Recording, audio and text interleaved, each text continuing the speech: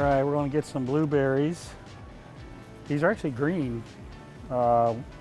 Initially, they turn this color. They have this antioxidant compound in them called anthocyanins, which are really powerful, very good antioxidants, really good for your blood sugar. I like them from a longevity perspective too. There's quite a bit of research showing that they actually help with your brain as you get older, with cognitive function and things like that, and they taste good. I'm gonna grab some bananas. Bananas are really interesting. Like, see this green here? Some of them are really green. That's actually resistant starch. So as they turn more yellow, it's more sugar in them, whereas when they're green, it's more the resistant starch. Just interesting, but I like them because I feel like they actually help a little bit with my digestion. They do have potassium. They're kind of known for potassium, but it's kind of overrated. It's probably around 10% of the RDA, but get some bananas.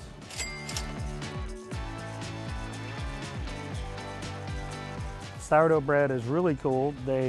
Part of the process of making it is they ferment lactic acid with yeast, and it makes acetic acid. And if those of you who know apple cider vinegar know that that has acetic acid in it, which is supposed to help your blood sugar. Now, is that the reason why I eat this? No, I eat it because it tastes good. I just love the taste of sourdough bread.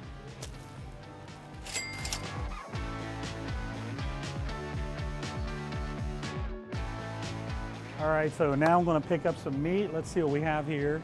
We have some ground bison. We have some bison patties. We have ground beef that's 90% lean. This is the organic section here. I'm gonna go with the 91% lean. I got something special for you next on the list. This is what we're gonna have for dinner. So, bet you nobody will guess what I'm about to get. So, are we gonna get Vienna sausage? Nope. Spam? Nope. I'm gonna get some canned red sockeye salmon. I love salmon, loaded with omega-3s, very good for you, good for your cell membranes, good for reducing inflammation, just a great food. I think associated being a can as being bad, that's not true. This is actually wild caught, which is a good thing. There's more bones in it and things like that. So and those things actually are good for you, but people are kind of scared of them.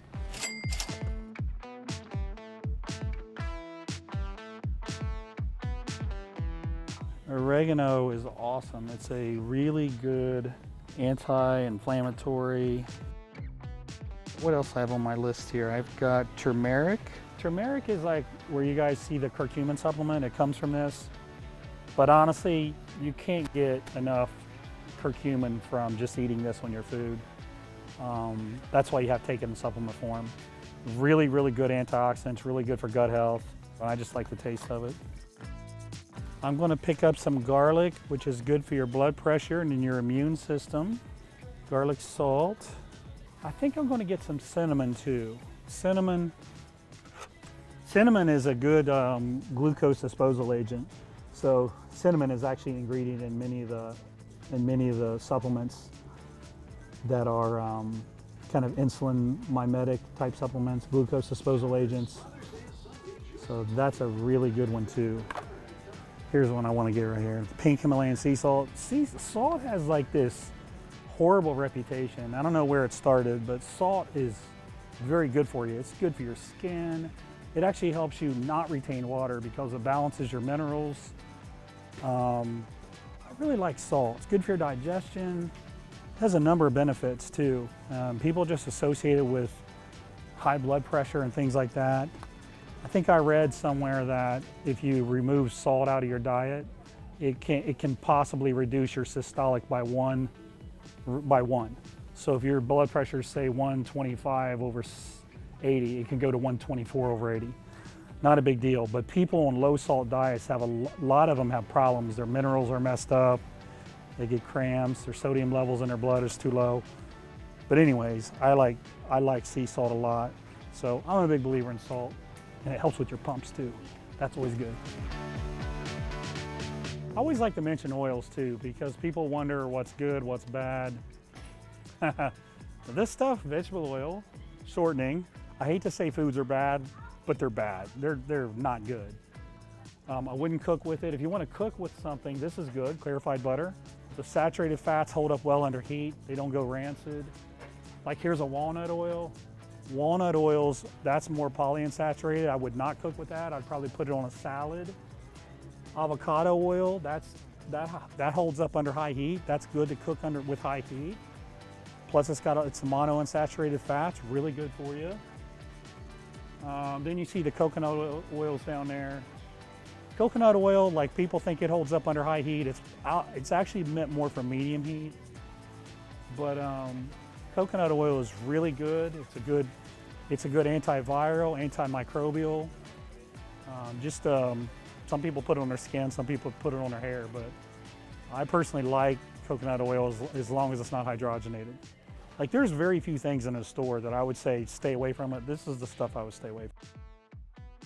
It's the vegetable oils. This kind of stuff, man, is horrible.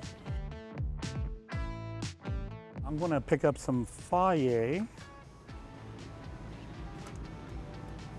When they make this, they separate the liquid way out of it. It makes it real thick. It's lower in carbs, it's higher in protein. It also has iodine in it, which is good for your thyroid, which I like. And then it's supposed to have the beneficial good gut bacteria in it as well. And this one is plain, it's not loaded with sugar. So what I like to put in the Faye is different kinds of granolas, and I usually like to get some that have like a dark cocoa in it. Here's a dark chocolate and red berries made with cocoa, flax, and coconut. So this would be something that I like to put in the Faye for flavor. So we're going to pick up some eggs. I normally get these from a farmer, but I'm out. So I'm going to get this one here, Vital Farms pasture-raised eggs. I know these are good because I bought them before and the yolks are real orange.